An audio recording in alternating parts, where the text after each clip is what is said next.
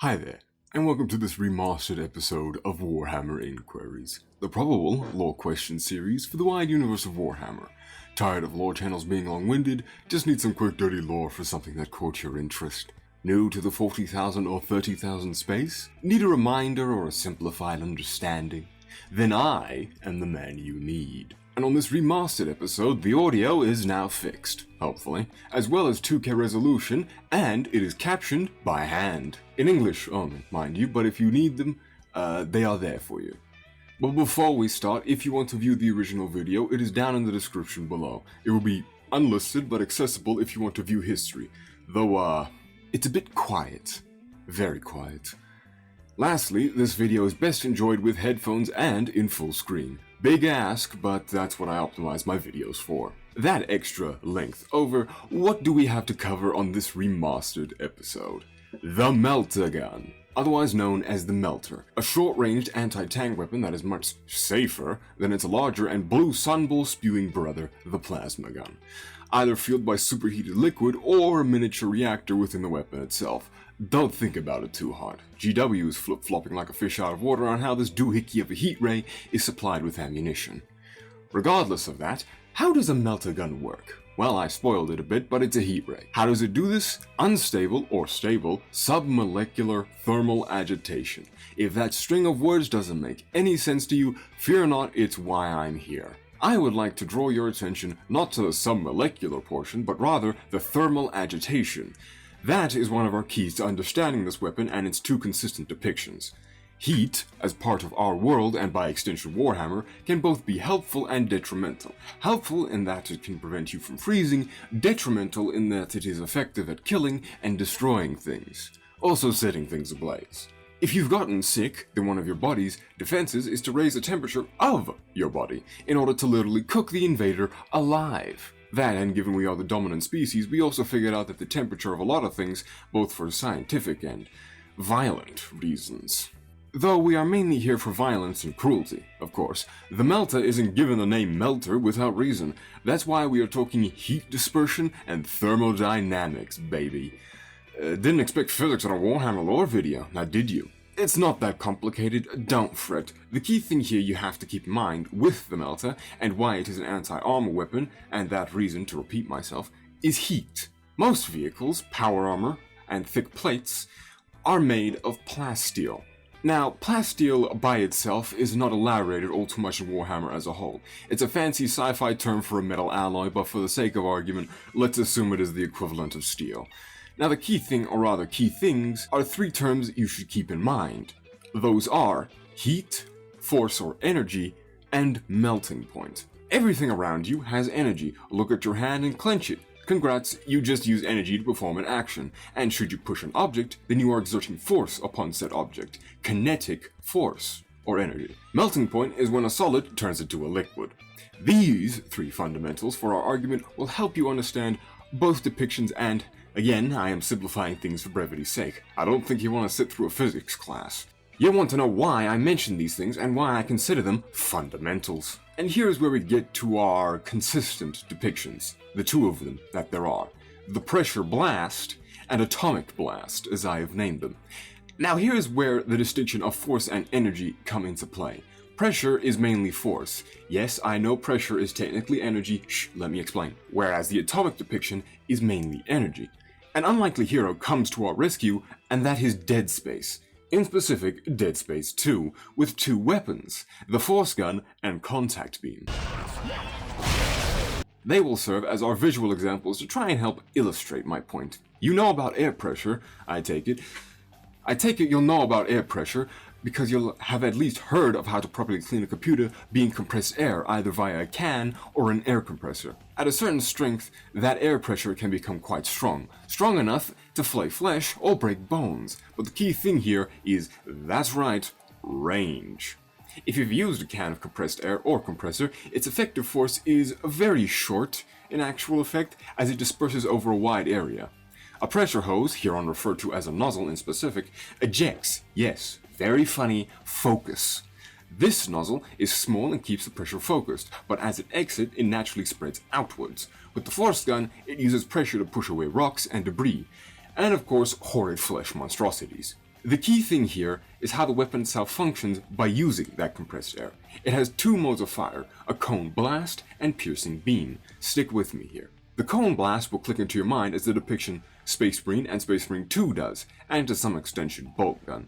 The game, not the weapon. But we will not mention Kado any further, where, when pulling the trigger, a cone blast emerges and melts away flesh and armor, either from a Meltagun, melta rifle, or the heavier Multi-melta. And, small tangent, I want to show Space Marine 2 footage, but 1, I do not own it, and 2, I do not have an SSD and would like to have an NVMe SSD, so Ko-Fi is down below in the description to help me make my diesel generator spit out a hologram. There is also the fact that one of my drives kicked the bucket while making this video, so double consider giving some support. Back on point, this is what I refer to as the pressure blast depiction. It uses both pressure and force from said blast to weaken the armor material, which then melts as it disperses heat over the unfortunate target's body. For regular people, this will be practically a death sentence because if the force applied onto your body doesn't flay your flesh, shatter bones, or crush organs, then the heat that will wash over you will guarantee you aren't coming back. In the case of vehicles and power armor, distance ultimately decides effectiveness, and should you get a hit off, even if it isn't a death blow on a vehicle or power-armored freakazoid, you'll still wound them greatly as their armor is melted, which in turn causes more damage to them. But the force gun's secondary attack comes in to help our depiction as well for this one as well, because it is a charged and more focused beam. Why am I bringing this up? Isn't a larger cone blast enough?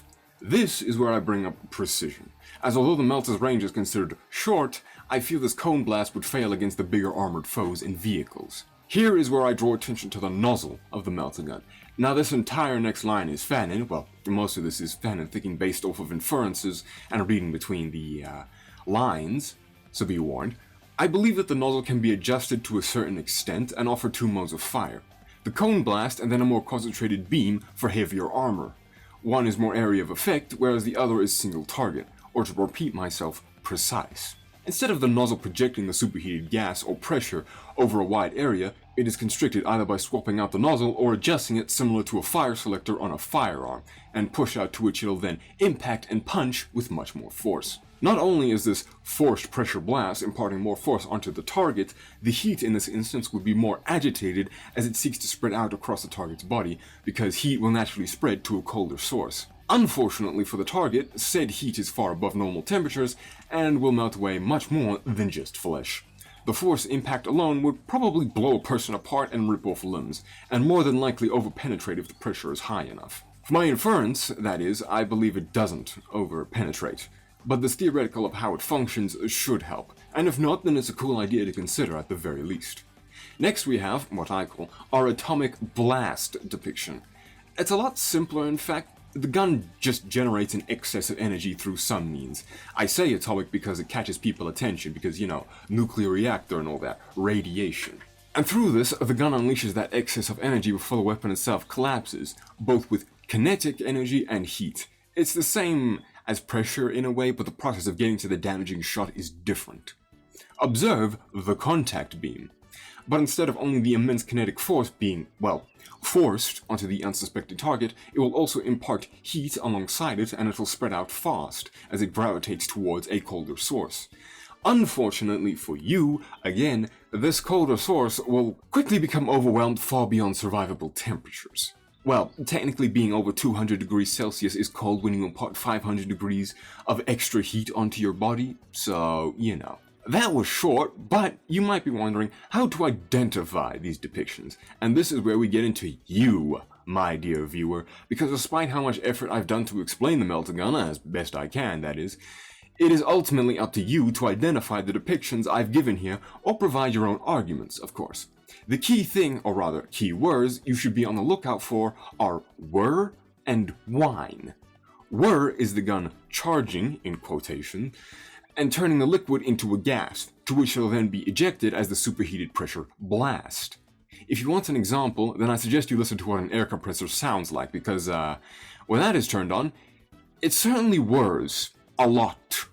The whine is atomic, because of the energy being generated by the weapon itself, and however it stores that energy for a few seconds without melting or imploding, stresses the weapon itself with this generated unstable energy, to which it'll then be ejected and vaporize any poor bastard who gets in your way.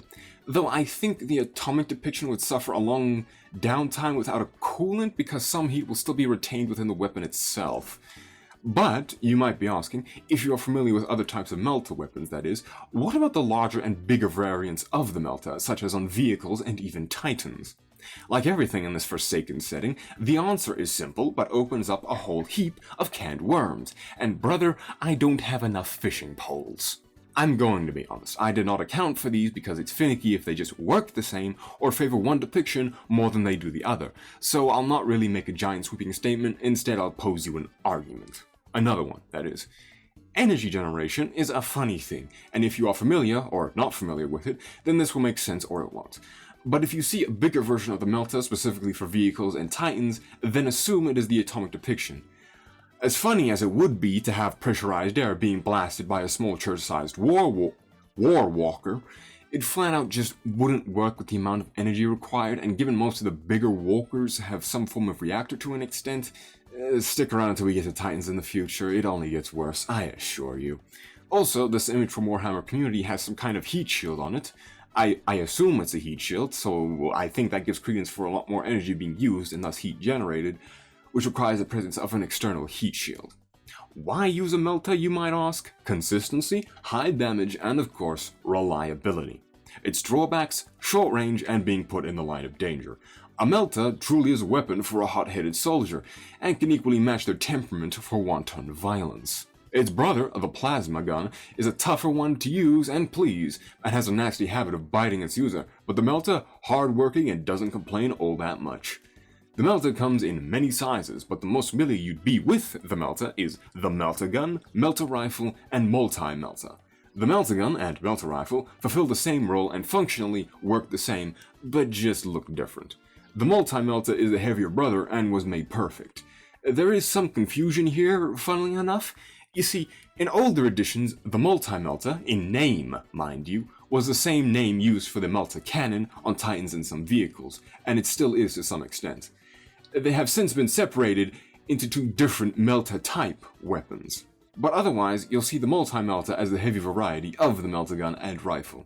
There are many other meltaguns and analogues to meltas, but this approach should help you understand these deadly weapons of heat. That and other Xenos races also have their own types of meltaguns, but it is unclear if they just flat out work the same. But before we go, here is some cool mentions. The Inferno pistol, not to be confused with the Infernus, is a pistol variant of the melta, mainly created by ancient artificers. Bloody hell. To own one of these mythical weapons is a sign of status. The Infernus is a Blood Angel's specific variant of the Inferno pistol. It is unclear whether it differs aside from name. No tabletop rules do not count, we are talking lore here. KX-139 Taunar Supremacy Armor, in specific the KX-139, is a weapon created by the Tau, which is the largest fusion gun the Tau can construct. That's unlikely to last, mind you. But what is interesting to me here is that these weapons are single-use because, well, the citation says it all, really, and you might be asking from where it comes. The GW store. Yes, the store page for this resin part. That's it, but I'm sure it'll be expanded upon in the future. Maybe. What am I kidding? It's not going to be expanded upon. And aside from that, well, it's not simple at all, but hopefully I made it easier. Wish it was that simple, though.